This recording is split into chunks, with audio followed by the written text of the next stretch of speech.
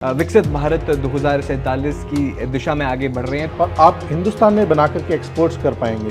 Import duty खत्म करिए जो उस मैन्युफैक्चरिंग के लिए ज़रूरी हैं, जो भी मशीन्स हैं। क्या कुछ ऐलान आप देखेंगे जो बहुत अच्छे हुए हैं और उनकी सराहना होनी चाहिए? रोजगार मिलेंगे क्या? रोजगार का क्या क्या ऐसा प्रावधान आप बजट में देखते हैं? तो डेफिनेटली हमें ऐसा लगता है कि उनको रोजगार डेफिनेटली मिलेगा। आजकल बहुत ट्रेंडिंग में बहुत बूम है एआई का, तो बजट में एआई को लेकर कोई बात है? हमारा मानना ये है कि एआई जो है वो आपको एज ए कैटलिस्ट काम करेगा। सो आइडिया ये है कि हम एफिशिएंट बने। इनकम टैक्स में भी इस बार कोई बड़ा ऐलान नहीं है, तो मिडिल क्लास के लिए क्या है? इस बारी मिडिल क्लास के लिए कुछ अलग से नहीं दिया है। नमस्कार, टीवी9 भारतवर्ष देख रहे हैं आप। मैं हूं अरुण सुंदराल और हमारे साथ स्टूडियो में मौजूद हैं personal finance professional Neeraj Chauhan ji. बहुत बहुत स्वागत है आपका टीवी9 पर। बजट पेश हो चुका है, बहुत सारी उम्मीदें थी, बहुत सारी कयास लगाए जा रहे थे किस तरह का बजट होगा। आप ओवरव्यू कैसे देखते हैं इसको? क्या ये ग्रोथ ओरिएंटेड रहा या वेलफेयर वाला या रेवेन्यू बढ़ाने वाला? देखिए, हर साल जब भी बजट आता है तो बहुत ख्वाहिशें होती हैं हमारी, और न जानो कितनी होती हैं, और इस बारी भी बहुत ख्वाहिशें थी। लेकिन अगर आप इस बजट को ध्यान से देखें तो इस बारी बजट कोई पॉपुलिस्ट बजट नहीं बनाया है, जैसे कि लास्ट वित्तीय वर्ष में हमने देखा था जी। जब पर्सनल इनकम टैक्स की स्लैब्स चेंज हुए थे और काफ़ी राहत दी गई थी। लेकिन इस बारी का जो बजट है वो माननीय वित्त मंत्री ने जो बनाया है वो एक दूरदृष्टि के हिसाब से बनाया है, जहाँ पे वो एक पुश देना चाह रही हैं इंफ्रास्ट्रक्चर को, जहाँ पे वो एक पुश देना चाह रही हैं अपनी कम्पिटिटिव बढ़ाने के लिए।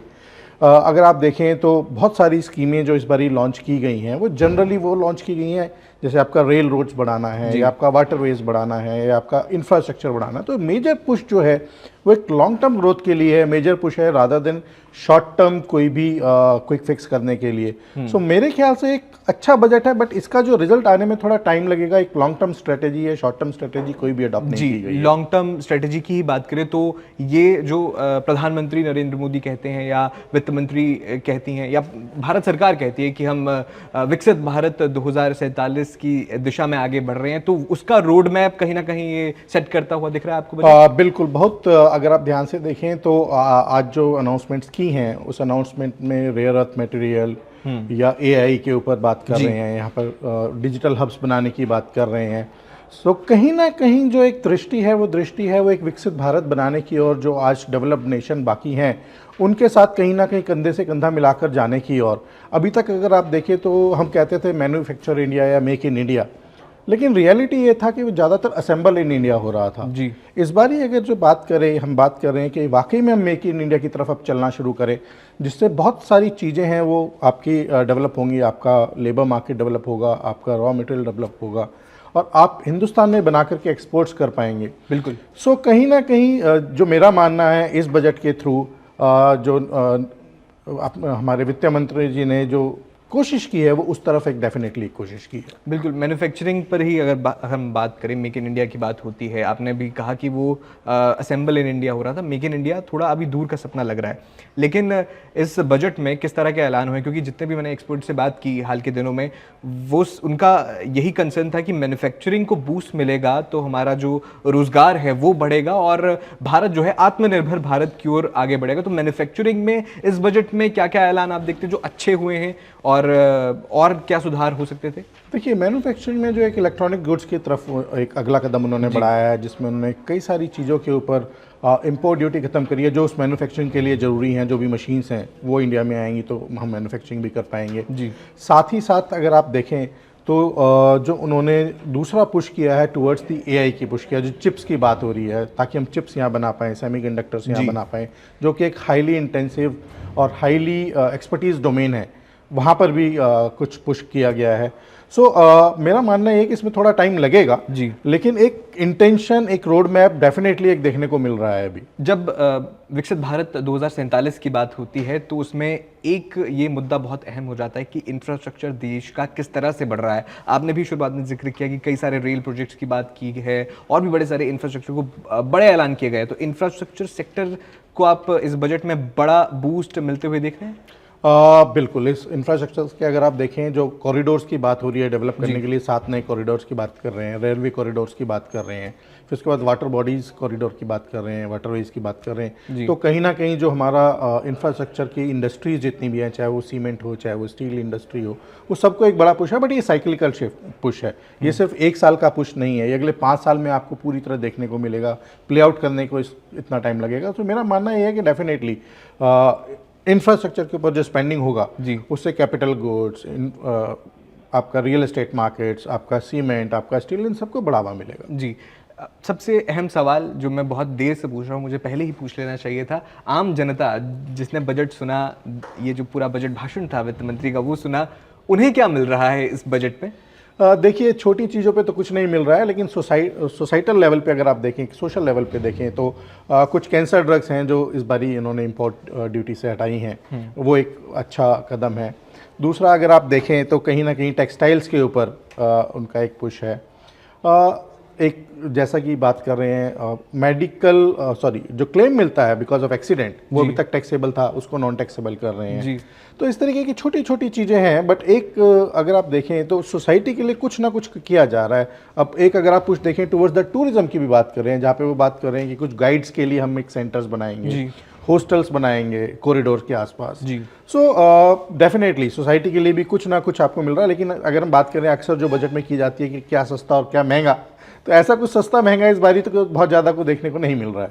तो ये उम्मीद की जा सकती है कि नए वित्त वर्ष से जो पिछले ऐलान हैं, जैसे मान लीजिए ये जो ऐलान था एफडीए यूरोप के साथ किया गया, शायद वो भी कहा गया कि जो लग्जरी कार्स सस्ती होंगी जो एफटीए की वजह से, वो भी ग्रेजुअली देखने को मिलेगा। तो नए वित्त वर्ष से इतने कोई महंगा सस्ता वाला ऐलान नहीं शायद हमें देखने को मिलेगा। नहीं, बेसिकली क्या है, इस बजट को अगर आप एक तरीके से और देखें तो कहीं ना कहीं कंटिन्यूटी का बजट है, एक फाइनेंशियल प्रूडेंस का बजट है।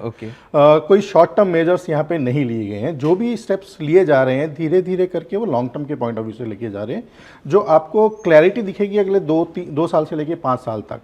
सो अक्सर होता ये था कि पिछले बजट्स के अंदर जब हम पहले देखते थे तो शॉर्ट टर्म मेजर्स ज़्यादा लिए जाते थे, हर साल कुछ ना कुछ चीज़ें देखने को मिलते थे। इस बारी जो भी बड़ी अनाउंसमेंट होती है मिड टर्म में भी देख लेते हैं जी। तो इसलिए जैसे जीएसटी हमारा कटा तो उसके लिए बजट का इंतजार नहीं हुआ, तो वो सारी मेजर अनाउंसमेंट बीच में भी कर देते हैं। They don't wait for a special day. But या एक continuity of the policy with the long term growth of the country, वो एक देखने को मिल रहा है कहीं ना कहीं, और विजन बड़ी क्लियर है। ओके, 2047 विकसित भारत, वो विजन इस बजट में आप रिफ्लेक्ट होता हुआ देख रहे हैं।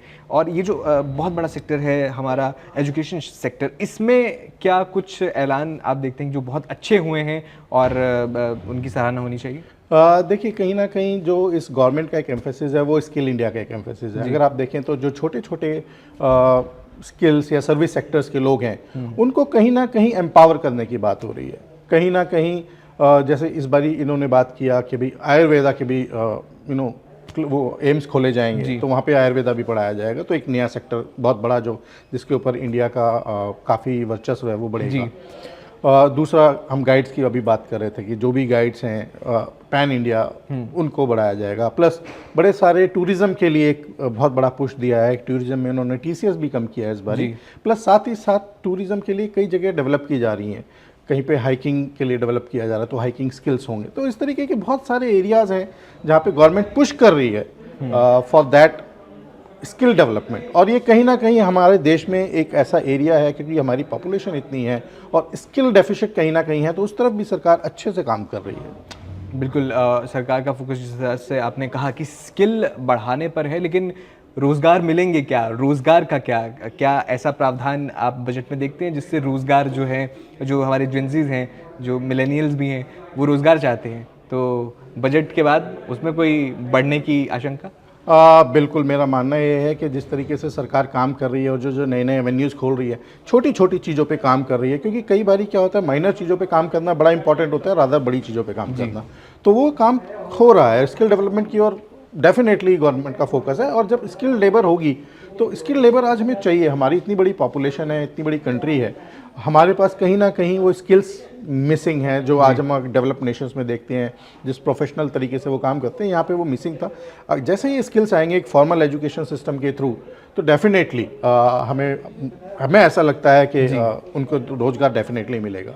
बिल्कुल, कारोबारी हैं वो अगर उन्हें प्रोत्साहन मिले तो वो रोज़गार और सक्षम हो सकते हैं रोज़गार देने में। तो कारोबारियों के लिए इस बजट में क्या है, वो क्या देखें इस बजट से? कारोबारियों के लिए, एमएसएमईज की अगर भी उनकी बात एमएसएमईज के लिए बहुत ज़्यादा कुछ नहीं है। कोई टैक्स में रिलीफ नहीं है या कोई मेजर अनाउंसमेंट नहीं है।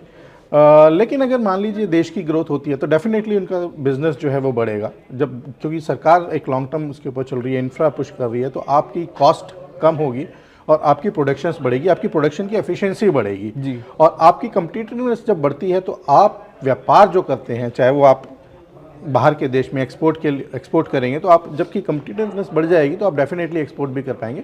और कुछ गवर्नमेंट ने सेटअप किए हैं कुछ फंड्स एमएसएमईज के लिए, जब आप बोरोइंग वहाँ से कर सकते हो, लोअर रेट के ऊपर कर सकते हो जी।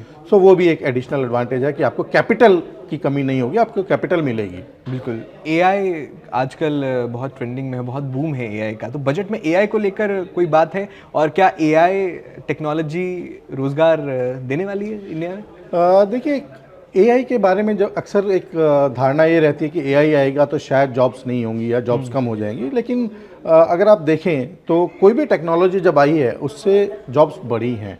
जैसे पहले कंप्यूटर आया था तब यही धारणा थी कि कंप्यूटर्स आएंगे तो लोगों को काम रोजगार नहीं मिलेगा या रोजगार चला जाएगा, और बहुत बहुत ज़्यादा पोजीशन हुआ था उसका।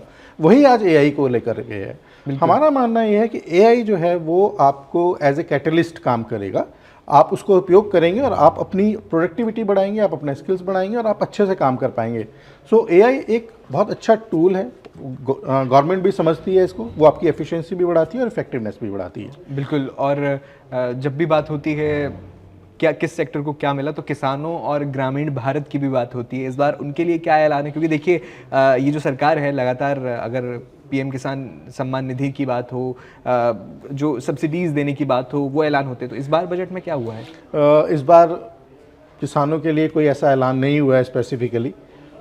इस बार ये जो मेजर पुश रहा वो मेजर पुश इंफ्रास्ट्रक्चर के ऊपर रहा। मेजर पुश किसी एक पर्टिकुलर कम्युनिटी के लिए नहीं है, okay, overall growth of the economy के लिए है। और क्योंकि अभी तक हम एक कंज्यूमर ड्रिवन इकोनॉमी को पुश कर रहे थे जी, इस बार वो शिफ्ट हुआ है।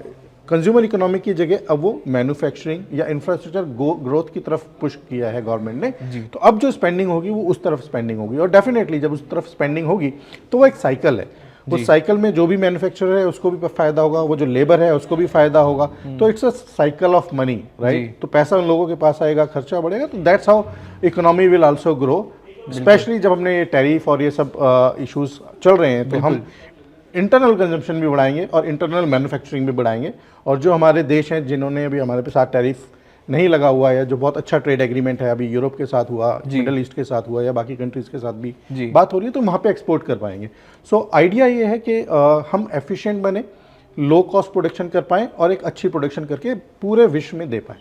बिल्कुल, जिस तरह से आप बता रहे हैं, इमीडिएट कोई ऐलान ऐसे नहीं देखने को मिलेंगे जो आपकी डे टू डे लाइफ को इफेक्ट करे, लेकिन इन लॉन्ग रन बहुत सारे बदलाव आपको देखने को मिल सकते हैं। तो उसी से जुड़ा एक सवाल मैं ले लेता हूँ। मिडिल क्लास हमेशा देखती रहती है सरकार की ओर कि उन्हें क्या ऐलान मिलेंगे। इनकम टैक्स में भी इस बार कोई बड़ा ऐलान नहीं है, तो मिडिल क्लास के लिए क्या है? देखिए, मिडिल क्लास के लिए जो दिया था वो लास्ट ईयर सरकार ने दिया था, जिसमें टैक्सेस कम किए थे। इस बारी मिडिल क्लास के लिए कुछ अलग से नहीं दिया है। हमारी उम्मीद थी कि शायद एटीडी अलाउ करेंगे इनकम टैक्स में, वो भी अलाउ नहीं हुआ है जी।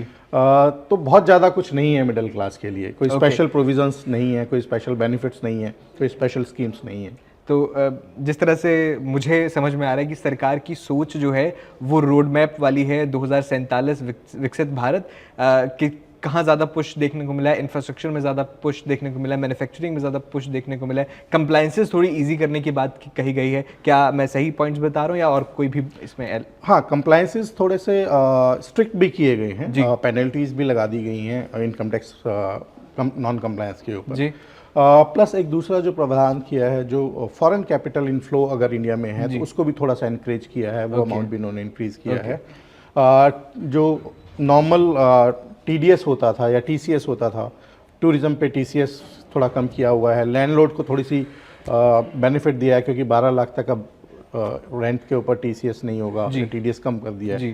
सो वो सब एक थोड़े छोटी बेनिफिट्स दिए हैं, कोई बहुत बड़े बेनिफिट नहीं है, बट हाँ एक स्ट्रक्चरल चेंज जरूर है, एक स्ट्रक्चरल पुश जरूर है towards the infrastructure growth and towards the growth which actually takes your country to the next level, and that is what the जो मुझे लगता है सरकार का जो इंटेंट है वो भी यही है। देखिए आधी आबादी भी हमें देख रही है इस वक्त, तो आधी आबादी के लिए देखिए चुनावों में तो ऐलान होते हैं, चुनाव से पहले ऐलान होते हैं या साल भर ऐलान तो होते रहते हैं, लेकिन इस बजट में क्या महिलाओं के लिए कुछ खास ऐलान हुए हैं? नहीं, इस बजट में कोई ऐलान किसी तबके के लिए नहीं हुआ है, स्पेसिफिकली नहीं है जी। स्पेसिफिकली नहीं है, सिर्फ फीमेल्स हॉस्टल्स कुछ बनाने की बात की है जो बनेंगे, बट ऐसा कोई बहुत बड़ा मेजर पुश नहीं है। ओके, तो इसी के साथ मैं आपसे ये पूछना चाहूँगा, इस बजट की आप मुझे 3 हाइलाइट्स बता दीजिए जो आपको लगता है कि बहुत शानदार तरीके से जो है जो पुश जो 2047 का विकसित भारत है उसको देती है, और 3 ऐसी चीज़ें बता दीजिए जो आपको अच्छी नहीं लगी, उम्मीद कर रहे थे कि होनी चाहिए थी और इस बार नहीं हुआ। All yours. देखिए, सबसे पहला जो सबसे अच्छा लगा दैट सरकार ने फाइनेंशियल प्रूडेंस नहीं छोड़ा है जी। फाइनेंशियल प्रूडेंस चाहे वो इंडिविजुअल लाइफ में हो चाहे कंट्री हो, बहुत इंपॉर्टेंट फैक्टर है। That is number 1 which I like जी। दूसरा जो बहुत अच्छी चीज़ मेरे को देखने को मिली है कि सरकार शॉर्ट टर्म फिक्सेस नहीं कर रही है। सरकार जो है वो लॉन्ग टर्म स्ट्रक्चरल ग्रोथ की बात कर रही है, और जिससे सबका भला होता है, चाहे वो किसी भी तबके का सिटीजन हो, चाहे वो नीचे तबके का हो, चाहे वो बिजनेस ओनर हो, चाहे वो इंडस्ट्रियलिस्ट हो, चाहे वो इन्वेस्टर हो। जी। दूसरी अच्छी बात ये है, और तीसरी अच्छी बात यह है कि बहुत ज़्यादा पॉलिसी शिफ्ट बार बार चेंजेस नहीं हो रहे हैं, क्योंकि एक हर पहले देखा यह जाता था कि हर बजट में कुछ चेंज हो रहा है तो आपको बार बार अलाइन करना होता है। बिल्कुल। तो बहुत चेंजेस बार बार नहीं हो रहे हैं। सो ये 3 चीज़ें अच्छी हैं जो बजट में मुझे देखने को मिली, और मैं ये मानता हूँ कि ये लॉन्ग टर्म कंट्री के लिए शायद अच्छा होगा। और जो अच्छा नहीं लगा? ऑफ कोर्स जो अच्छा नहीं लगा, हम एक्सपेक्ट कर रहे थे कि भाई एसटीटी घटेगा, बट लिख के बता दीजिए ताकि हमारी एक तो जो हमें अच्छा नहीं लगा वो एसटीटी है जी। एसटीटी जो बढ़ा दिया है 0.02 से अभी 0.05 कर दिया है, वो हमें अच्छा नहीं लगा। हम मान के चल रहे थे कि एलटीसीजी में थोड़ी सी राहत मिलेगी, तो उसमें भी कोई हमें राहत नहीं मिली है। इनकम टैक्स में जी हमारी जनता के लिए ये जो एब्रीवेशन है ये समझना मुश्किल है, अगर आप आसान भाषा में उन्हें बताइए। सो एसटीटी होता है सिक्योरिटी ट्रांजैक्शन टैक्स, जो आप कोई भी ट्रांजैक्शन शेयर बाजार में करते हैं तो उसके ऊपर एक सरकार ट्रांजैक्शन टैक्स लेती है। ये पहले लगाया गया था जब लॉन्ग टर्म गेन एबॉलिश हुआ था, लेकिन सरकार ने फिर इंट्रोड्यूस कर दिया, और लॉन्ग टर्म कैपिटल गेन भी चल रहा है। दूसरा लॉन्ग टर्म कैपिटल गेन होता है जो आपको जब आप बेचते हैं कोई भी सिक्योरिटीज तो उसके ऊपर आपको टैक्स देना होता है। जैसे शेयर मार्केट के ऊपर 12.5% है, तो हमें उम्मीद थी शायद वो 12.5 से थोड़ा घटाया जाए, तो वो भी नहीं घटाया। तीसरा उम्मीद ये की जा रही थी कि भाई एटीडी का जो बेनिफिट है, वो एटीडी का बेनिफिट शायद मिले न्यू टैक्स रेजिम में, वो भी नहीं मिला है। बिल्कुल। सो कुछ एक्सपेक्टेशंस थी जो नहीं पूरी हुई हैं। उम्मीद करते हैं कि आगे शायद सरकार इस चीज़ के ऊपर ध्यान दे और थोड़ा सा बेनिफिट दे। तो नीरज जी देखिए, रिटेल इन्वेस्टर्स बजट पर नज़र रहती है, और इस बार उनके लिए क्या कुछ आप देखते हैं बजट से कुछ राहत मिली है? कुछ उम्मीदें थी, बहुत सारी उम्मीदें तो थी, लेकिन क्या देखते हैं उनके लिए कैसा रहा है बजट? देखिए, अगर आप निवेशकों के एंगल से बात करें तो टैक्स में कोई बदलाव नहीं है, बल्कि टैक्स की जो हम बात कर रहे हैं वो थोड़ा नेगेटिव रहा है जी। लेकिन ये सब चीज़ें हमने देखा है, जब long term capital gain tax आया, इंट्रोड्यूस हुआ, तो भी मार्केट ने एक बार नी जर्क रिएक्शन दिया। एसटीटी शुरू में इंट्रोड्यूस हुआ तब भी दिया, तो एक ये शॉर्ट टर्म नी जर्क रिएक्शन होता है बाजार का, और जिसकी वजह से वो नेगेटिविटी क्रिएट होता है जी। लेकिन अगर आप गवर्नमेंट के इंटेंट को समझें तो गवर्नमेंट की इंटेंट है कंट्री की डेवलपमेंट, और अगर कंट्री की डेवलपमेंट है इसका मतलब कंट्री में जो सिटीजन्स हैं उनकी डेवलपमेंट है, जो निवेशक हैं उनकी भी डेवलपमेंट है। जी।